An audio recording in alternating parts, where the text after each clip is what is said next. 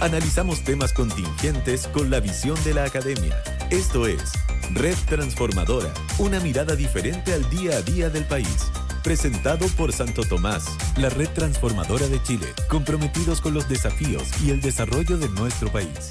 Son días en donde ya le tenemos el ojo puesto a la zona centro-norte, a la zona centro-sur, a la zona central del país, a propósito de que ya es la norma durante estos meses, los meses que nos quedan, empezó el verano durante el fin de semana, el temido 30-30-30, ¿no? 30 temperatura, más de 30 grados de temperatura, menos de 30% de humedad y vientos desde 30 kilómetros por hora, todas condiciones que pueden propagar rápidamente un incendio forestal. Estamos en la llamada temporada de incendios forestales, que hay vaso medio lleno y mucho vaso medio vacío. El vaso medio lleno es que en cantidad, por lo menos hasta el año pasado, habían disminuido. Toca madera. Eso sí, ya esta temporada el presidente había anticipado que en lo poco que llevamos se estaban produciendo más eventos que en el año 2024. Pero no eran tan catastróficos. A diferencia de lo que habíamos visto en años anteriores, en donde menos eventos, pero sí tremendamente catastróficos. Vamos a cumplir ya 2 años del mega incendio de Valparaíso, de la región de Valparaíso, que además tiene el agravante extra de provocado por maldad humana, ¿no? Y además el agravante extra para las víctimas que, y no quiero aquí hacer un pelambre político, digamos, pero el hecho es que no están sus casas reconstruidas, ¿no? Todavía no, pero queremos hablar justamente sobre cómo podemos enfrentar esta temporada de incendios, pero no solo preguntándonos de qué tan preparados estamos para la prevención, sino que también, cuando lamentablemente ocurren estos hechos, qué tan preparados estamos para entregar respuestas. Hablamos hoy día con el doctor Luis Yáñez, jefe de carrera de Ingeniería Civil Industrial de la Universidad Santo Tomás Santiago, a quien le agradecemos estos minutos para hablar en Red Transformadora. Doctor, ¿cómo está? Muy buenas tardes. Hola, buenas tardes. Muy buenas tardes a ustedes. Doctor, partamos por el vaso medio lleno, ¿no? Por lo menos según las cifras de la CONAF, en la temporada de incendios 2023-2024 se registró una mejora respecto a la cantidad de eventos. El tema es que si uno mira el vaso medio vacío, la destrucción de estos eventos, en específico de uno, fue tremenda. ¿Cómo se explica una baja en la cantidad, pero que a veces puede ser mucho más destructivo si lo hablamos cualitativamente, hablando de estos incendios? Mira, lo que pasa es lo siguiente, pasa que efectivamente los incendios han ido disminuyendo en cuanto al número de incendios y la cantidad de hectáreas afectadas, pero hay un factor que es una característica distintiva de estos desastres, y es la interfaz urbano-forestal. Y en ese contexto se produce un efecto multiplicador cuando ocurre un incendio forestal por estar ocurriendo cerca de asentamientos urbanos. Y en esa lógica, el enfoque que se ha ido dando a la prevención ha resultado en una disminución de estos eventos, pero ha sido más bien extensivo, no tan intensivo, en el sentido de entender no tan solo cuántos incendios ocurren, sino que dónde ocurren, cuándo ocurren, por qué ocurren y a quién afectan. Y en ese contexto han habido eventos que son de más rápida propagación, más destructivos, con mayor daño en cuanto a infraestructura crítica, en cuanto a vivienda, a daños de vidas de personas, etcétera. Y ahí es cuando hay que poner un poco el hincapié en la forma en la cual se entiende el fenómeno, no tan solo en cuanto a la extensión, sino que a quién afecta y por qué se produce. Claro, puede haber un incendio, doctor, en ese sentido que consuma menos hectáreas, pero si es que el territorio que termina consumiendo la mitad de Santa Ana afecta directamente un sector poblado, evidentemente el análisis que hay que hacer del fenómeno no solo es en cantidad de terreno que termina siendo quemado. Claro, justamente. Los incendios forestales son eventos que en su mayoría, y según estadísticas de Senapred, no son naturales, son antrópicos. Por tanto, son generados por las personas. Por efectos de omisión o de acción. Es un tema que abre un debate respecto al comportamiento de las personas. Por tanto, el foco dentro de esta mirada intensiva que se requiere para atacar este tipo de daño, que es la severidad social, tiene que estar puesto no tan solo en la prevención, sino también en la fiscalización y en la gestión del comportamiento, con el fin de entender por qué ocurren estas cosas y cómo el daño muchas veces, digamos, social y no tan solo económico, condiciona conductas o bien nos hace no tener un panorama completo respecto a la autopercepción de riesgo. Luis, déjeme pararle un ratito para tratar de simplificar esto un poco para mí misma y para los auditores. Bueno, la prevención se explica por sí mismo, ¿no? Obviamente, ojalá la prevención bastara, ahí nos estaríamos dedicando a gastar toda la plata en prevención. Fantástico, no hay incendios. Sabemos que no basta, lamentablemente, no por eso vamos a cejar en los esfuerzos por prevenir. Está después la fiscalización, dice usted, y la gestión del comportamiento. Bueno, la fiscalización también es una manera de prevención, imagino, porque la fiscalización ocurre en aquellas eventuales fuentes posibles de incendio, precisamente para tratar de imagino yo, manejarlas de buena manera para evitar que se transformen en incendio, ¿no? Pero esto de la gestión del comportamiento, entremos un poquito en eso. Sí. Lo que ocurre es que los fenómenos naturales, los desastres naturales como eventos que se consideran no rutinarios, que sorprenden a las comunidades y a los individuos, generan impactos que son persistentes y acumulativos. Y ese daño, que puede ser psicosocial, podría explicar el comportamiento que tienen los individuos y las comunidades frente a futuros desastres. Por ejemplo, está la vulnerabilidad social, está la resiliencia de las comunidades y de las personas, está lo que se denomina la solastalgia, que es la afectación negativa que produce a un individuo ver que su entorno se ve afectado por un desastre, y por tanto empatiza con él e incluso quiere ayudar a que eso se recomponga. Y todos estos fenómenos de alguna forma explican el que una persona tenga cierta acción u omisión frente a un desastre como el incendio. Y por tanto, cuando hablamos de gestión del comportamiento, estamos hablando de cómo yo soy capaz de introducir variables psicosociales en el diseño de la logística. Entiendo. Decisiones que tienen que ver con preposicionamiento pero eso, Luis, de vehículos, etcétera. Entiendo perfecto, pero eso no requeriría acaso que uno conociera muy bien a su comunidad y pudiera entonces incluir en esa ecuación, bueno, lo que le va a pasar a la familia de Matías porque tienen una determinada historia, una determinada predisposición a actuar así o asá. Uno tiende a pensar que no hay, digamos, capacidad humana para conocer tan bien a los vecinos de una cuadra, de una ciudad, de un núcleo urbano, y mucho menos de una vez que, bueno, si se conocieran tan bien, tener como un protocolo de actuación, porque bueno, estos también son ciudadanos que tienen sus rutinas, sus trabajos, sus emergencias, su vida finalmente. Por eso pienso o me pregunto en voz alta, ¿cuánto de la gestión del comportamiento es, digamos, un constructo más teórico? ¿Cuánto de eso puede implementarse? O más bien, ¿cuánto de esto simplemente nos queda por gestionar el comportamiento de los especialistas, ¿no? De las brigadas, de otro tipo de grupo humano? Sí, lo que ocurre acá es que se ha ido fortaleciendo la gobernanza en cuanto a la institucionalidad y los aprendizajes en cuanto a desastres pasados, y con ello han ido cambiando ciertas estructuras. Hay un enfoque de la prevención, por ejemplo, cuando se habla de ONEMI, que pasa a llamarse Senapred, CONAF pasa a ser el Servicio Nacional Forestal, hay planes de acción que están asociados a incrementar la capacidad operativa, con recursos para poder responder más rápidamente, pero también es importante la incorporación de variables sociales para poder caracterizar a las personas que están circunscritas en zonas de peligro, de manera que yo pueda zonificar y eventualmente conocer a qué realidad se enfrentan estas personas. ¿Y por qué lo digo? Porque la logística humanitaria, que da respuesta tanto a la evacuación, a la disposición de recursos críticos, a la reconstrucción, es por definición comunitaria. Y muchas veces el que yo entienda bien a mis comunidades permite que la respuesta sea más eficiente. Por ejemplo, la gestión de las donaciones. Pero eso, Luis, perdón, pero eso es no para el momento crítico del apague del incendio, sino para el tema de la reconstrucción, ya, entiendo, claro, entiendo. Bien. Claro, o sea, es una cuestión sistémica, porque en el fondo el desastre tiene un ciclo. O sea, yo puedo prevenir, puedo mitigar y puedo después reconstruir. Pero en toda esta lógica, si yo no conozco a las comunidades, no las hago partícipes, no voy a conocer cuál es su autopercepción de riesgo, cuál es su confianza en las instituciones de ayuda, cuál es su nivel de satisfacción o cuál es su nivel de conocimiento respecto a los riesgos que están enfrentando. Y por tanto, voy a estar un poco con los ojos, digamos, vendados respecto a lo que está ocurriendo en el aspecto psicosocial, que es muy importante.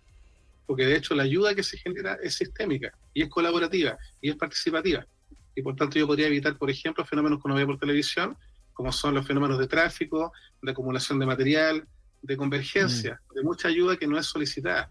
Y proviene justamente de esta concepción que tiene la persona respecto a lo que está ocurriendo y el deseo de querer ayudar. Luis, ¿y qué tanto se han actualizado los protocolos a propósito de la experiencia terrible de hace casi 2 años atrás del incendio en Valparaíso, el lago Peñuelas, ¿no? En ese entonces quedó muy en evidencia las limitantes de los protocolos que teníamos en ese lugar, y de hecho se empezó a actualizar el registro a nivel nacional de que múltiples municipios no tenían un protocolo para este tipo de emergencias. ¿Qué tanto se ha avanzado desde ese hito hasta el día de hoy? La verdad es que el avance no es muy sustantivo. Hay algunas experiencias acotadas, como lo que ocurrió hace algunos años en Santa Olga, lo que pasó hace poco en Valparaíso, como te mencionas, en la región. Han habido algunos ejercicios de levantar mesas de trabajo, de levantar, digamos, propuestas a nivel comunitario, de poder entender fenómenos como la percepción de riesgo que estaba hablando, pero cómo se plasma esto en una planificación territorial, en una reconstitución o reconfiguración urbana, creo que hay muchos aspectos pendientes. O Sin duda lo que se debiese hacer aquí, pensando en el futuro, es que la urbanización tenga estándares que estén vinculados a la resiliencia y que la reconstrucción esté enfocada en la reducción de futuros riesgos. Si yo hago las cosas de la misma manera que las hice antes, estoy reconstruyendo un desastre, no estoy, o lo estoy reproduciendo, Claro. no estoy cambiando la lógica con la cual puedo enfrentar un futuro. Claro, el problema es que Claramente muchas hay una veces en idea. estos lugares la planificación urbana, Luis, es más que una planificación, es una especie de improvisación, ¿no? Y que no viene dada desde lo planificado, sino más bien desde los hechos, ¿no? Claro. Y también esto ocurre porque los fenómenos como los incendios son fenómenos muy dinámicos que van evolucionando con mucha incertidumbre. Y por tanto la forma en la cual se genera un foco se expande y evoluciona, depende de muchas variables que no están sistemáticamente registradas en alguna plataforma de común acceso, de común procesamiento, para que podamos tener una historia de la cual aprender, especialmente las variables que son, como decía, sociales. Y por tanto, cuando se enfrenta un futuro desastre, se improvisa, como tú bien dices, o bien la respuesta o la evaluación de la respuesta se basa en tiempos y en cobertura, y no la intensidad con la cual yo ataco ciertos elementos que son propios de la severidad social, como hablaba hace un rato.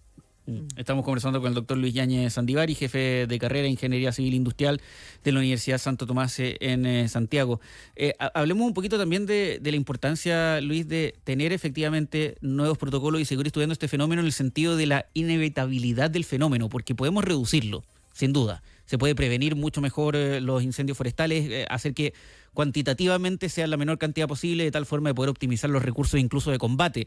Mientras más personal haya disponible para combatir un incendio, sin duda las posibilidades de controlarlo de manera efectiva aumentan. Pero da la impresión, y corrígeme si me equivoco, que es imposible evitar que no existan incendios forestales, entendiendo que lamentablemente primero el ser humano sigue existiendo, y segundo, las condiciones que están para propagar eventualmente este tipo de siniestros también van a seguir siendo parte de nuestro día a día. Sí. Efectivamente, nosotros somos un país que está afecto a un pool de desastres de todo tipo. Tenemos una localización de asentamientos urbanos que está relativamente cerca, y no hay una regulación que esté basada en indicadores de resiliencia de las casas o los grupos de asentamiento respecto a los bosques o a las laderas. Efectivamente, estamos expuestos a cambios de temperatura, a sequías extendidas. Estamos en una topografía que muchas veces facilita que el viento, la humedad y, digamos, la existencia de combustible vegetal haga que aparezcan los incendios. Pero como te decía hace un momento, hay un porcentaje importante, a diferencia de otros desastres como los tsunamis o los terremotos, que se caracteriza por ser antrópico, o sea, está generado por el hombre. Por tanto, si nosotros iniciamos un proceso de aprendizaje permanente, de trabajo comunitario y de inserción, de alguna manera con un marco legal que condicione, que no sea simplemente un input técnico, sino que un marco legal que condicione ciertas lógicas de comportamiento en cuanto a la lógica de urbanización resiliente, sin duda podríamos prevenir muchos eventos como estos. Luis, respecto a también la costumbre que hay que generar para este tipo de cosas, ya lo podríamos comparar, por ejemplo, con lo que son las inundaciones en el invierno, el tener que convivir con los incendios que puedan salirse de control en verano. Claro, es así, porque hay eventos que son distintos, como son, por ejemplo, los terremotos que aparecen. Hay estadísticas que dan cuenta de que cada 100 años hay un evento sobre 8 grados, pero son estadísticas más bien vagas respecto a lo que uno tiene cuando ocurre un incendio. O sea, uno sabe dónde está el foco, uno sabe dónde se va a propagar, con qué probabilidad. Existen modelos, existe un aporte de la ciencia para entender cómo, parecido a los huracanes en Estados Unidos, por ejemplo, yo puedo saber si es más probable que el incendio se acerque a mi casa, pero también es muy dinámica la información, y por tanto esa data, si es bien administrada, si es bien utilizada para poder configurar escenarios, para poder establecer incertidumbres y dinámicas de evolución, yo podría usarla a favor. Y usarla a favor está asociado a cómo yo construyo con ellos protocolos de operación basados en modelos de optimización, que trabajamos mucho ahí en ingeniería, con el área de ciencias sociales, para poder entender los constructos que están condicionando ciertos comportamientos, para establecer políticas de trabajo, de reconstrucción, que busquen una reducción de riesgos futuros. Es decir, hay mucho por hacer, se puede mejorar. En ese sentido, Luis, ¿qué tan importante es la colaboración también de los distintos sectores de incluso de la academia, como a propósito de lo que estamos conversando ahora, ¿no? De escuchar justamente a los expertos, a quienes se dedican a estudiar a esto y los aportes que puedan contribuir tanto a los organismos oficiales como a las distintas administraciones políticas de cómo enfrentar una emergencia una vez que ya ocurra, porque todos la queremos prevenir, ¿no? Pero una vez que ocurre, de qué tanto aporte justamente tiene que venir desde la sociedad civil y desde la academia para encontrar nuevas soluciones a cómo manejar estas crisis. Sin duda esa es una brecha en la cual también tenemos que nosotros como universidad hacernos cargo, porque muchas veces nuestros aportes se basan en un nicho científico y no necesariamente en una transferencia tecnológica. Por tanto, ahí la oportunidad está en poder establecer puntos de encuentro, incluso como esta conversación, para poder transmitir esta información de manera amistosa, de manera coloquial, y poder materializarla en instrumentos de apoyo a la gestión.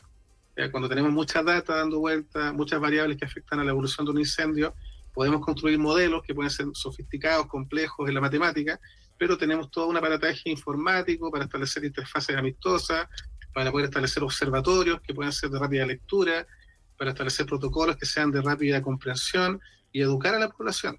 En ese sentido se requiere una sincronía entre la sociedad civil, la sociedad académica, el sector privado y el sector público. Sin duda es un desafío y nosotros estamos ahí siempre disponibles a colaborar, no tan solo en el ámbito de la ciencia y los congresos y los seminarios, sino también en el ámbito de cómo yo transfiero esto a una solución concreta. Doctor Luis Yáñez Sandivari, jefe de carrera de Ingeniería Civil Industrial de la Universidad de Santo Tomás, Santiago. Importante conversación entendiendo la temporada en la que estamos y bueno, hoy día ha sido un ejemplo bien Mario, ¿sí? De lo que puede hacer el calor. De lo que puede hacer el calor y de condiciones de tiempo que no van a ser favorables durante los próximos meses, entonces a estar preparados en materia de prevención, pero una vez que ocurran los eventos, porque van a ocurrir, también estar preparados en cómo responder a la emergencia. Doctor, que esté muy bien, muchas gracias por haber conversado con nosotros. Gracias y felicidades. Muchas gracias a ustedes. Felices fiestas, que esté muy bien. Chao. Son las 7 de la tarde con 28 minutos. Esto fue Red Transformadora, una mirada diferente al día a día del país. Presentado por Santo Tomás, la red transformadora de Chile, comprometidos con los desafíos y el desarrollo de nuestro país. When your legs don't work like they used to before, and I can't sweep you off of your feet, will your